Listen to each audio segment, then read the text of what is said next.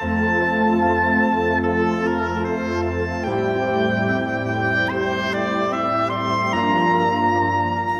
ortidagi yolg'izoyoq yo'l.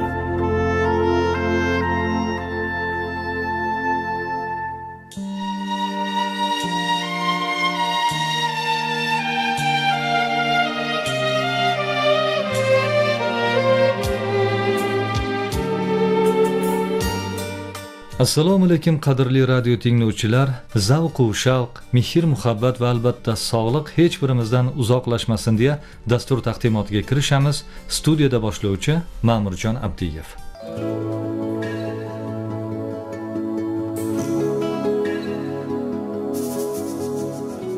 Umr u shiddat bilan o'tib, kechagi kunni tarixga aylantirib boraveradi. Tarix sahifalarini varaqlash, o'tgan kunlarni eslash, o'ziga xulosalar chiqarish esa insonga xosdir.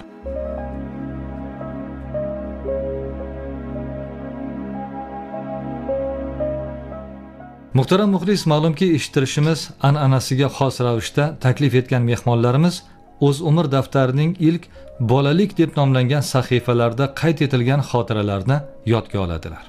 Demak, an'ana davom etadi. Ayni dam Sulaymon Haydar kasbiy taxallus bilan ijod qilib kelayotgan shoir va yozuvchining bolalik hikoyalariga birgalikda quloq tutamiz.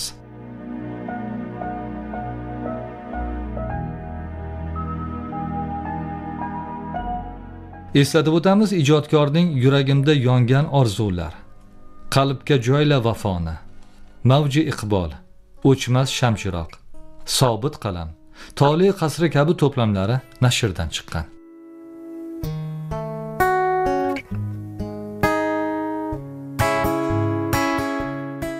Endi so'z Sulaymon Haydar Kasbiyga. Marhamat. Qashqadaryo viloyati Kasbi tumanida, Kasbi qishlog'ida tug'ilganman. 61-yil 30-iyulda pasportimda. Lekin bitta qiziq voqea bo'lgan. 30-iyulda tug'ilmaganman. 30-mayda tug'ilgan ekanman. Guvohnomada o'sha paytda maya deb yozilganda uni adashib iyulya yozib yuborgan ekan. Men pasportni olganda ham e'tibor bermanman. Keyin opam aytadilar, hozir mana 50-yilda tug'ilgan 73 yosh opam borlar-da. Dadam rahmatli kombaynchi bo'lganlar. Sen rizqi butunsan. Sen dehqonchilikka birinchi kuni dadam kombaynni olib borib, o'rimga kirish kuni tug'ilgansan deganlari isboti. 30-iyulda kombayn o'rib, hozir yig'ib qaytib keladi. 30-mayda bizani mana Qashqadaryo muhitida o'sha mayda oxirida bug'doy hali pishmagan bo'ladi. G'allaga chiqiladi, arpa pishgan bo'ladi. O'shani bu bitta isboti. Ikkinchisi, ammamning o'g'illari bor. Ikkalamiz bir haftalik katta kichik bo'lganmiz. Uni hujjatida 23-mayda ana shu nuqtai nazardan o'sha yoshimni oyi bir ikkovi almashib ketgan, yozilib ketgan. Dadamning ismlari Rayimxon bo'lgan. Onamning ismlari Xadija begim edi. Xadija juda oilada ro'zg'orda tinchimagan ayol edilar. Shu mana u paytda qo'l mashinalari yangi, o'sha paytlarda 60-yillardan keyin 55-yillarda bir dadam o'sha qo'l mashina olib bergan.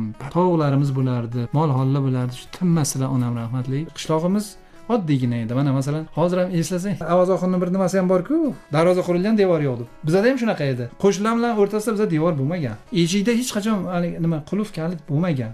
Faloncha deb chaqirsa 4-5 hovli naridan eshitilgan. Qo'shnilarning moli ham kelsa bir o'tib aylanib yana olib borib qo'yardi, shunaqa bo'lardi. O'shalarni zamirida bir xolislik, bir harakatlik bor ekanmi? Hech kim bir-biri bilan xafa ham bo'lmasdi. Har bir bolaning maktab tomon tashlangan ilk qadamlari, u muqaddas dargoh bilan bog'liq turli xotiralari mavjud. Albatta, bu o'chmas xotiralari ichidagi qahramonlar orasida uning birinchi muallimi bo'y ko'rsatadi. 1968-yil maktabga borganman. U paytda Hamza nomli maktab hisoblanardi. Bizning qishloqdan narigi qishloqda edi. Borganman, keyin adashib boshqa sinfga kiribman shekilli birinchi. Qaysi o'qituvchi bo'lganlar hozir esimda yo'q. Shunday kelib qo'limdan ushlab, "Sen ayol o'qituvchida o'qiysanmi yoki erkak o'qituvchida o'qiysanmi?" Desalar, men erkak o'qituvchida o'qiyman debman endi. Ha, bo'lmasa yur deb qo'limdan chiqarib, o'sha paytda bilsak, o'sha maktabga boshlang'ich sinflar 6 ta sinf ekan. Keyin u sinfga kiritib qo'yganlar. Qorjov bozori birinchi o'qituvchim. Kitoblarimning ichida u kishini rahmatli bo'lib ketdilar, yotgan joylari jannat bo'lsin. Bolalaridan so'rab, suratlarini olib, shu birinchi o'qituvchim deb suratlarini ham qo'ydim kitobimni o'zi. Bu ham mening bir havasim bo'lganda, qandaydir ma'noda. Mana shu muhitda keyin maktab boshlandi. U paytlarda bizani domla o'sha birinchi o'qituvchim alfat A'dan boshlab egacha o'zlari uyda tiktirib kelib, har bitta harfga bitta harf kassa o'sha shunaqa deb asagan bo'ladi. Oq nimada tiqib shu sinfda nimasi turardi. Hamma chiqib ketaversa, Haydarov sen qol derdilar-da, keyin o'qitardilar. Ana shunaqa qilib menga alfavitni o'qitganlar. Shu juda hech ko'zimdan nari ketmaydi shu nimalari. Keyin a'lochi o'quvchi bo'ldim. Yaxshi o'qiganman, sevib o'qiganman. Adabiyotda ham arifmetikani, geometriyani, ingliz tili o'tilardi 3-sinflardan keyinmi? Unga sal xayrixohligim yo'qroq edi. Maktabda bitta ingliz tili o'qituvchimiz bo'lardilar. O'sha kishi dars o'tardi, haftada 1 yoki 2 haftada 1 soat bo'lganmi. Darsda ham kam qo'yilgan endi u payt. Mana shunaqa qilib maktabga shakllanganmiz. O'qituvchining zukkoligi, o'quvchilarga e'tibori va e'tirofi yangi iste'dodlarni ko'z ochishiga sabab bo'lishi ko'p kuzatilgan.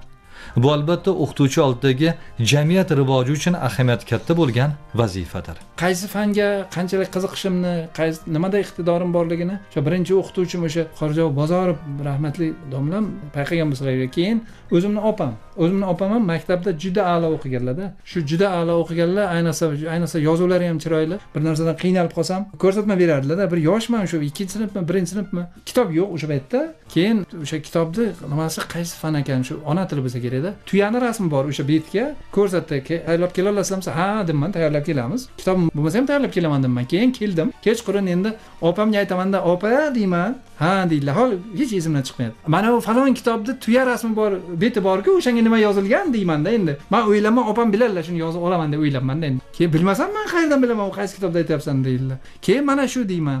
Yo'q, meni esimda turmaydi-ku, esimda bo'lmaydi-ku deganlar bo'lgan. Shuning uchun o'sha dars to'g'risida opam bilan ko'p muloqot qilardim. Keyin endi bizda bitta narsa bor edi. Agar bir 3 baho olib qolsak, o'sha kundaliklarni ko'rsatmay olib qochib yurardik. To o'sha fandan qaytib bir 4 yo 5 olmaguncha. Shunaqa muhitda bir maktabda darsda shunaqa bir mas'uliyatni yaxshi o'zlashtirganim uchun bo'lsa kerak, shu domlalarim meni nima qilishardi. Keyin bibliotekaga ko'p kirardim, ko'p kitob o'qirdim. Hunarmandchilikda ham juda yaxshi qiziqardim o'zim. Keyin rasm chizishdi, yaxshi qiziqardim-da. Endi o'sha paytda rasm qanaqa edi? Ana rasm daftarim bir 6-8 sahifali bo'lardi-yu, qog'ozi qalinroq rasm o'shanga nima chizardik. Rangli qalamlar juda kam bo'lardi. Kam shu maktabimizga bir marta kelsa, kim olsa olib qoldi, keyin ololmay qolgan. Shunaqa muhitlarda o'sganmiz, o'qiganmiz. Bola o'zidagi qandaydir iste'dod uchqunni kashf etgunicha har kuni har xil sohaga qiziqib ko'radi. Bir kuni osmonda parvoz qiluvchi uchuvchi bo'lishni istasa, bir kuni o'qituvchi bo'lishni istaydi. Yana boshqa kuni esa o't o'chiruvchi. Xullas, o'z yo'lini topguncha bolalar turli soha darvozasi yoniga borib qaytaveradi. Musiqa to'garagiga borganman. Juda orzu qilganman qo'shiq aytishni. Keyin ruboblar olmoqchi bo'lganman, lekin bordim, o'sha dorimiy fasoliyasi o'shani o'rgatdi domla, lekin juda murakkab ekan, juda qiyin ekan. Keyin qaysidir ma'noda o'sha darslar bilan birga bizga og'irlik qildim, boshqa keyin bormay ketganman. Aslida o'zi qaysidir ma'noda shu adabiyotga, she'riyatga, musiqaga ko'p qiziqardim-da. Boya ham aytdim shu suhbatimda. Bitta sinfdoshim bor edi, tanaffus bo'lganda ikkalamiz yonmay o'tirardik edi partada. Shu ashula aytaverardik-da. Hamma tinglab ham turardi bolalar. Maktab. Unda o'tadigan har bir dars, har bir tadbirning o'z mohiyati va turfa xotiralari mavjud. 9-may bayram bo'lardi.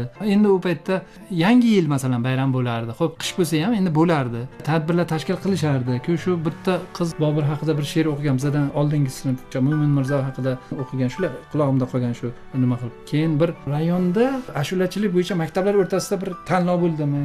Endi maktabdan bir 15 kishi bo'lsa kerak, 15 kishimi bitta nimada endi. Keyin hammang borib tez borib uyingdan kiyiming kiyib kel deb borib keyin klubga borib. O'shanda bitta she'rni yodlatishganda shu rayonni klubida bo'lganga qatnashganmiz, xor bilan aytganmiz. Tog'alarim bo'lgan, ko'rib turganlar. Qoyil degan tog'am rahmatli Somiddin Karomov degan tog'am bor edilar, maktab direktori.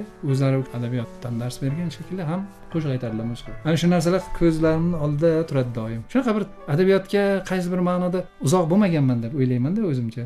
Sho'xliklarga uyg'un bolalik. Xolamni o'g'illari bor edi, juda yaxshi inson edi. Mendan 2 yosh katta edi. Unda biza yonma-yon yashardik, yonma-yon hovlida.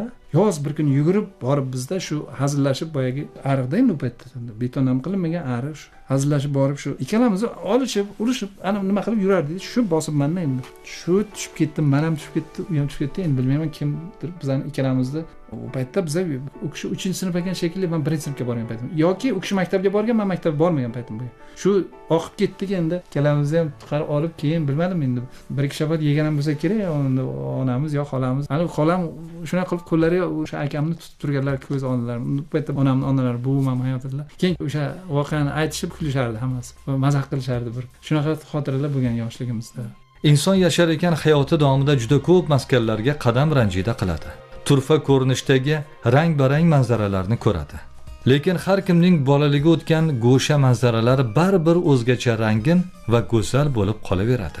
Hovlimizdan sal bir chiqqanda yo'l bo'lardi, baland. Shu yo'l bilan cho'lga chiqib ketardi. O'sha makon manzil o'sha ketadi. Bahor paytidagi endi qizilgul lolalar, chuchmomalar, uni hech tasavvurimdan hech chiqara olmayman-da. Masalan, hozir o'sha cho'llar o'zlashtirilib, ekinlik bog'roqli bo'lib ketganda, u paytda o'sha men 69-68 o'tgan asrda yillarni aytyapman, 7 yoshim, 8 yoshim, 10 yoshimda shunaqa manzaralar bo'lardi. Uylarimiz atrofida paxta ekilardi-yu, lekin o'sha paxta dalasining o'rtasidan katta yo'l ketardi. Shundan chiqib ketganingizdan keyin u yog'i maydonlik, bir tomoni Buxoroga chiqib ketardi o'sha. Borib Paxta dalalari.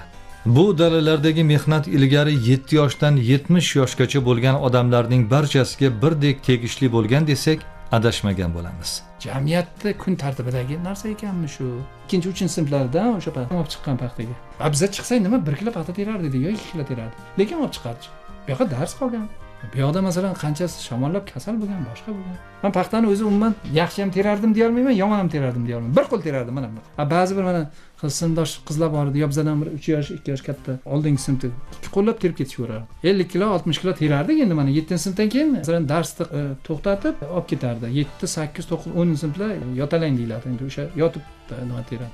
Paxtani endi jabr jafosi bo'lganda endi bu mana ertalab shudring bo'ladimi, u soat 11-12 gacha shudring ko'tarilmaydi paxtaning ichidan. Chunki sovuq urmagan hali uni. Mana fartuk bor-ku, fartuk jiqqa ho'l bo'lib ketardi. Fartuk jiqqa ho'l bo'lib ichidan yuraveradi, shudring to'kilaveradi-yu. Shunaqa nimalar bo'lgan.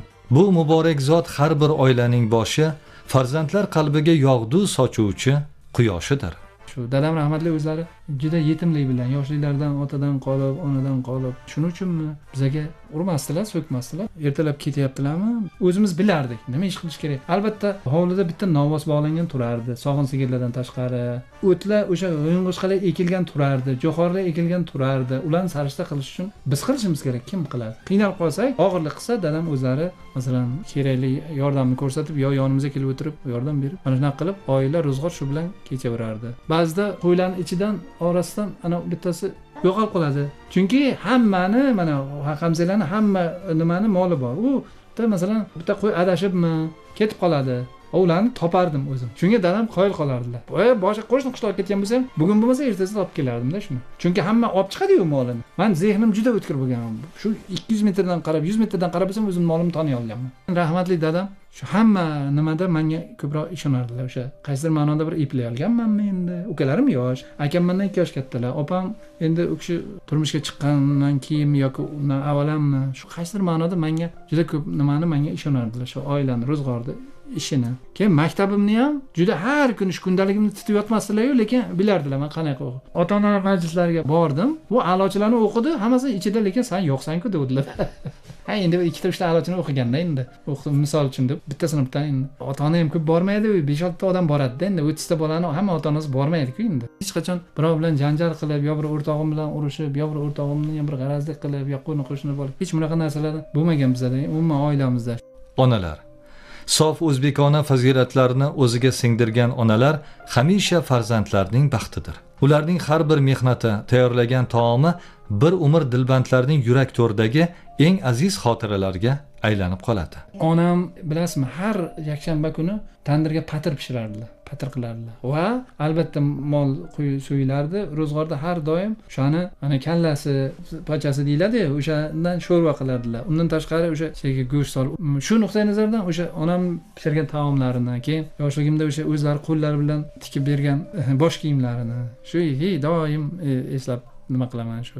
Bu yoqqa kiyim kechadi ham o'zlari tikadilar. Bu yoqqa qani derdilar, keyin bo'yimga o'lchab olardilar. Orzular. Ular juda chiroyli va go'zal. Ularning ro'yobi esa undan ham chiroyli. Bolaligimda o'zimizni mahalladagi to'ylarga borardik. To'ylarga borsak, mehmonlar kelardi, keyin ularga so'z berishardi, faloncha, sarocha. Qishlog'imiz odami, qo'shni qishloqdan kelganlar. Shu yoshligimda shunday orzu qilganman. Shu mahallani eng yaxshi yigitidan kam bo'lmasam bo'ldi deb orzu qilganman. Mana hayotim davomida o'zimni istagan orzularimga ma'lum miqdorda erishdim deb o'ylayman. Adabiyotga oshno bo'ldim, qalbimga kalom kirdi, qo'limga qalam masalan. Bu ham bir Xudoning bergan bir inoyati. O'sha yoshligimizda shakllangan orzularni mevasi deyman. Intilganmizmi, havas qilganmizmi? Shularning mevasi deb o'ylayman. Inson ko'nglidan o'tadigan xayollari cheksiz. gohida hech iloji yo'q bo'lgan narsalar ham uning xayollariga keladi. Masalan, bolalik qayta kelsa, xo'sh, unda nimalar qilgan bo'lar edim? Qaysi amallarimni takrorlamas edim degan savollar ham gohida ko'ngilga keladi. Bolaligim agar takrorlansa, bilasizmi, shu sal qiziqqonroqman va salgina ta'sirchanroqman. Shuni takrorlamagan bo'lardim. Juda bir narsada xursandchilik bo'lsa, mayli, agar sal narsadan hozir ham shu xaytirim borda, xafa bo'laversam, aytadi, nimaga shu narsani o'ylayverasiz? Agar shu yoshligim qaytib kelsa, mana shu xususiyatimni yo'qotib tashlagan bo'lardim. O'yinlarsiz o'tmas bolalik. Chillayda ko'p o'ynardi, chunki dashga chiqardik, mol qo'y boqardik-da. Shu chilla keyin u chillayda 3-4 ta kishi bo'lib, bittasi 20 metr narida, ikkitasi o'zi 2 kishi o'ynardi. Shunaqa o'yinlar ko'p. Keyin lanka. Shuni ham o'ynardik-ku, men yoqtirmasdim ko'p uni. Buni o'ylab qarasangiz, o'shalar chiniqtiradigan bir nima ekan bunday. Keyin shashkani ko'p o'ynardik qish paytida. Akam bilan, opam bilan ham shu sandalda shashka. Shaxmatni ham ma'lumotda o'ynaganman, yoshligimdan emas, keyin. Shaxmatga ham qiziqqanman ko'p. Qishloqni qo'msash. Mana ba'zi she'rlar yozishadi, qishloqni qo'msab, qishloq o'sha qishloq o'zimni qishlog'imni hech qayerga almashmadim, yo uni u haqiqiy o'sha o'zbekona muhitimiz o'sha aslini olganda. To'g'ri, bu shaharda ham o'ziga yarasha juda yaxshi muhitlar bor, juda yaxshi nimalari bor. O'sha yoshligimni doim qo'msayman, to'g'risini aytsam. Garchi mana katta poytaxtda yashayapman, ancha yil bo'ldi, lekin baribir ham o'sha qishlog'imni yoshligim. Afsuski, mana hayot, ish, tashvish, istagan paytingizda bora olmaysiz. Yana bitta qulayligi, telefon bor. Istagan paytingizda o'tirgan joyingizda istagan odamni topa olasiz. Mana shunisi yaxshi. Bolalik sog'inchi. Bu sog'inchni har bir yurak har xil ifoda etadi. O'sha bolalik sog'inchi agar tilga oladigan bo'lsak, agar shu she'r bilan talqin qiladigan bo'lsak, o'sha samimiylik. Hech qachon boshqa narsa emas. O'sha samimiylikda ostida hamma narsa mujassam. Samimiylik. Hech qachon bir masalan birovga yo'qarash bo'lmagan yoki bo'lmasa bir mug'ambirlik bo'lmagan. Adabiyotda bir bo'lagi o'zi aslida yoshlik, bolalik. Kitoblardan shakllanib borgan tuyg'ular. 5 bolalik yigitchani takroran o'qiyverardim-da. Yoki Tom Soyerning sarguzashtlari asarlarini o'qiydik-da. O'shalarning zamirida insonning hayotining yoshligi bor-da. Qaysidir bir jumlasidan o'sha narsani o'zimiz topa olardik-da, o'sha yoshligimizda. Chunki nima uchun? Mana adabiyotda o'zi ma'lum bir katta qismi bolalik o'zi. Yoshlik, bolalik, insoniyatda o'sha shakllanishi. Shuni deb tushunaman. Har dilning o'z tilaklari, aytar gaplari bor. Dunyomiz tinch bo'lsin. Yoshlarimiz ilmga, bilimga juda intiluvchan bo'lishsin. Mana bunaqa endi hozir gapiramiz desak, biz o'qigan davrimizdagi maktabimiz muhiti qanaqa bo'lgan. Hozir bir kuni ishxonadan, u paytda men gazetada ishlardim. Ishxonadan bir kollejga uchrashuvga chaqirishda borsam, 100 metr o'quv majmuasi darvozasidan nimagacha poyandoz yozib qo'yibdi. Bu hammasi yoshlarga yaratib berilayotgan sharoit. Mana shuni qadar biz maktabda bu patolog, pol degan narsa umuman bo'lmagan. Qish paytida bitta o'sha o't yoquvchi ayol kishi burchakda pech bo'lardi, o'sha pechga ko'mir tashlab yurardi. Mana shunaqa muhitlarda o'qiganmiz, lekin o'qiganmiz, harakat qilganmiz. Qaysidir ma'noda bir intilib bir narsa nima qilay deganmiz. Yoshlarimizga istagimiz, tilagimiz shu. Mana bu vatanimizni, mana bu muhitimizni, bu Xudo berib qo'ygan mamlakatimizni qadrini bilishsin, qadriga yetishsin. Har bitta o'zini yaxshi harakati bilan, o'qishi bilan, odobi bilan namuna bo'lsin. Ana o'shandagina rivojlanamiz. O'shandagina shu jahonda yagona mamlakatga aylanamiz.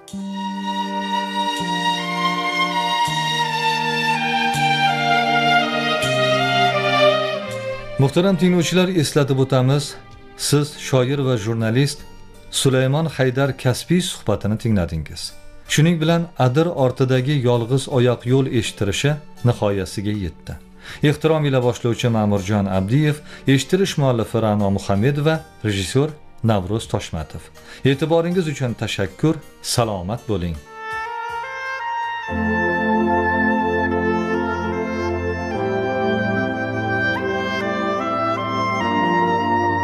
Adir ortidagi yolg'iz oyoq yo'l.